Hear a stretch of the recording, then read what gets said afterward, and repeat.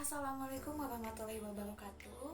Sebelumnya terima kasih untuk yang sudah menonton video saya sebelumnya. Nah, di sini saya akan sedikit melanjutkan untuk membahas mengenai instrumen. Namun instrumen kali ini berbeda dengan yang sebelumnya. Nah, instrumen apa yang akan kita bahas selanjutnya? Kita langsung ke materi. Nah, selanjutnya ini dia instrumen yang akan saya bahas, yaitu spektrofotometri IR atau inframerah.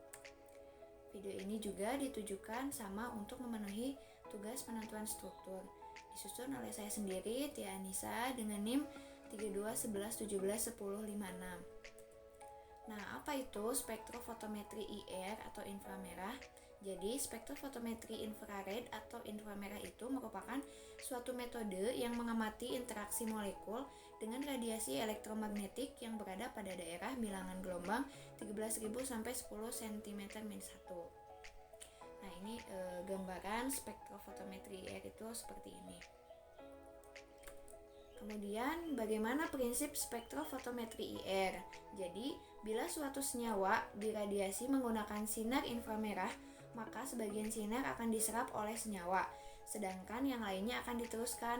Serapan ini diakibatkan karena molekul senyawa organik mempunyai ikatan yang dapat bervibrasi atau bergetar. Nah, yang pertama di sini ada sumber energi, di mana radiasi inframerah dihasilkan sebagai akibat pemanasan pada temperatur tinggi sekitar 1200 sampai 2000 Kelvin oleh pemanasan listrik terhadap suatu bahan yang berada pada sumber energi tersebut. Kemudian yang kedua, radiasi kemudian akan terbagi menjadi dua, menuju tempat contoh dan pembanding. Jadi akan diteruskan.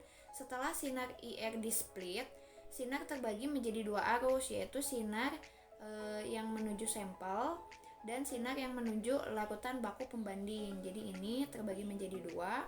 Kemudian kedua berkas sinar tersebut masuk ke dalam Cooper sehingga keluar output yang akan diteruskan ke monokromator.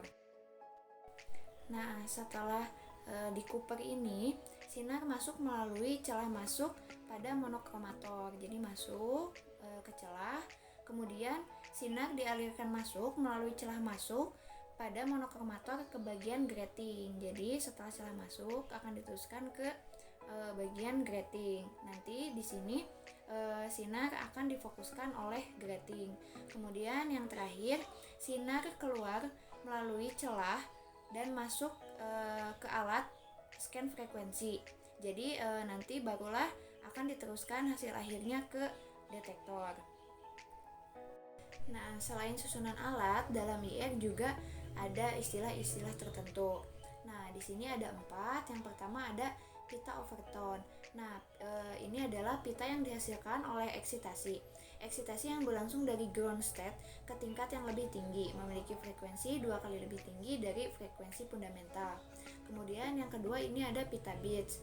Ini adalah pita yang terbentuk ketika dua frekuensi V1 dan V2 dalam sebuah pasangan molekul dapat menaikkan vibrasi dari frekuensi baru tanpa molekul. Dan ketika terjadi vibrasi, IR teraktifkan membentuk pita kombinasi.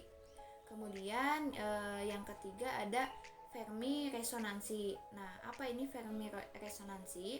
Fermi resonansi adalah resonansi yang dihasilkan dari vibrasi frekuensi fundamental yang berpasangan dengan combination band terjadi pada ikatan tertentu saja, tetapi sering dijumpai pada ikatan C dengan O.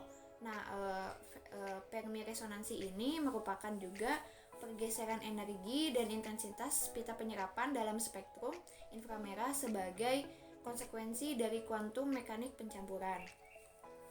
Kemudian yang ketiga ada vibrasi fundamental.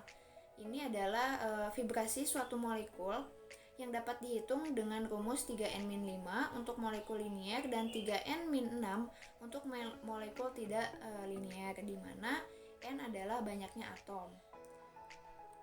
Nah, selanjutnya sama seperti video sebelumnya, di sini saya mengambil contoh jurnal senyawa fenolat dari fraksi etil asetat buah tumbuhan mempelas Tetraseca India Mer. Ini adalah bagian depan dari jurnal yang saya ambil.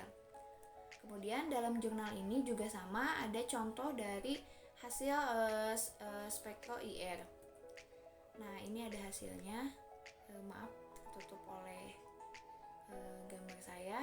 Nah, ini spektrumnya. Ini adalah spektrum hasil dari IR-nya dalam jurnal ini. Jadi, spektrum IR ini memberikan informasi adanya pita serapan pada bilangan gelombang 3424 cm-1 menunjukkan adanya regang OH bebas pada bilangan gelombang 1438 sampai 1608 cm-1 yang menunjukkan adanya regang C rangkap 2C aromatik dan munculnya serapan 3103 sampai 3010 cm-1 menunjukkan adanya regang CH aromatik. Mohon maaf, ini gambarnya memang agak kurang jelas ya. Jadi munculnya pita-pita serapan ini mengindikasikan bahwa senyawa hasil isolasi merupakan karbonil keton. Adanya gugus COC ditunjukkan oleh serapan pada bilangan gelombang 1182 cm-1.